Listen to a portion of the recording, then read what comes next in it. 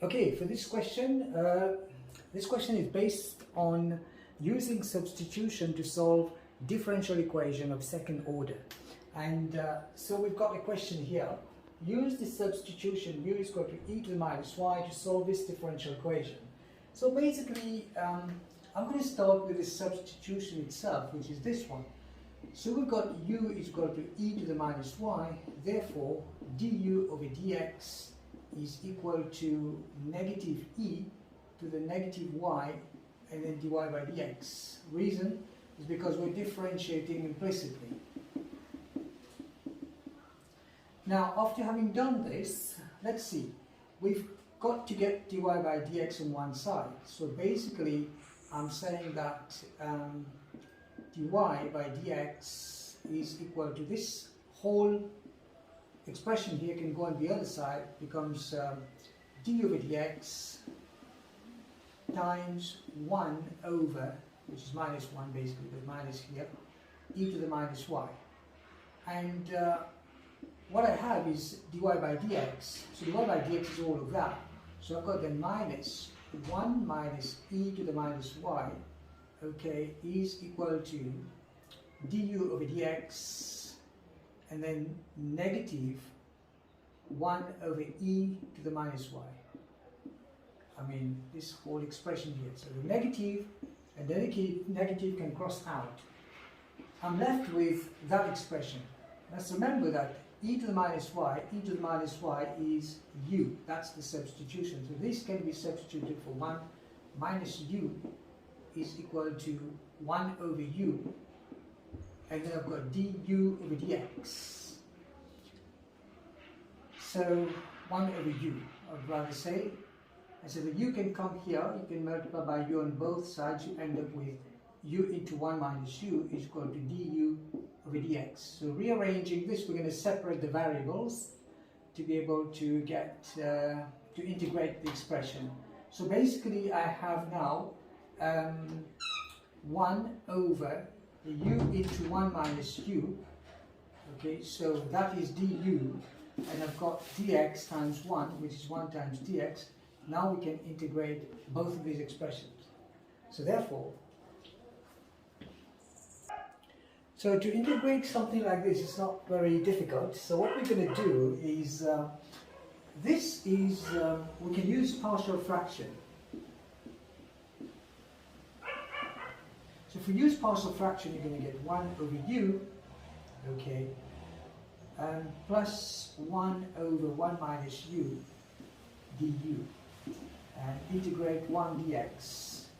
Right, so 1 over u is ln u, plus, there's a minus here, so this becomes minus, ln 1 minus u. Because if you were to integrate this, you divide by the derivative of the denominator, which becomes minus 1. So you divide plus over minus becomes minus. And so we've got then here x plus the constant c, right. So using the law of logarithms, I've got ln u over 1 minus u is equal to x plus c. Now from here, what we can do is we can remove the ln, so 1 over 1 minus u is equal to e to the x plus c, right? And from there, let's try and see what we can do. Is u, if I were to, sorry about this mess here, so let's try and see if I can say 1 minus u over u. I'm going to inverse this, so this is over 1.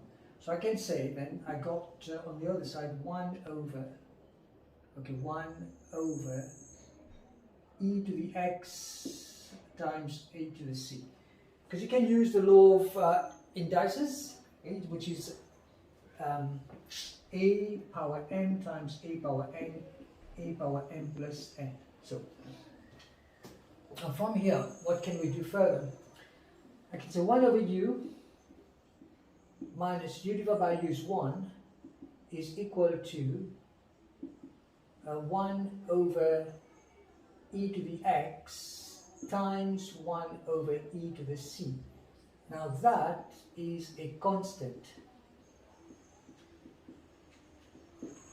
And so from here, I've got then 1 over u is equal to the constant 1 over e to the c, all right, times is equal to, okay, times 1 over e to the x, which is then e to the minus x, right, because this can go on top, all right, and then the minus 1 can come here as plus 1. So I'm left with 1 over u is equal to,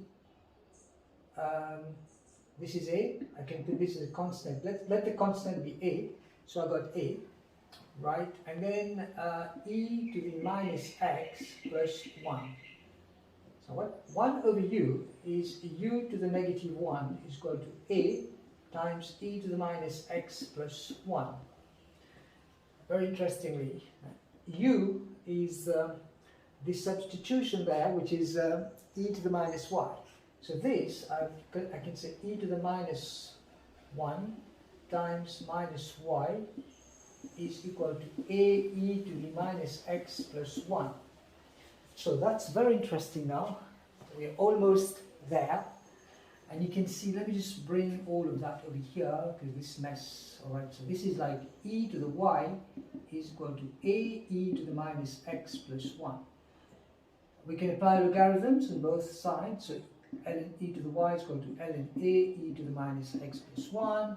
So basically now I've got y ln e is equal to ln a e to the minus x plus 1. Alright, so we can say ln e we know is equal to 1.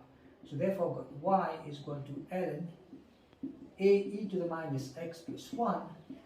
And so here we are for this, for this expression.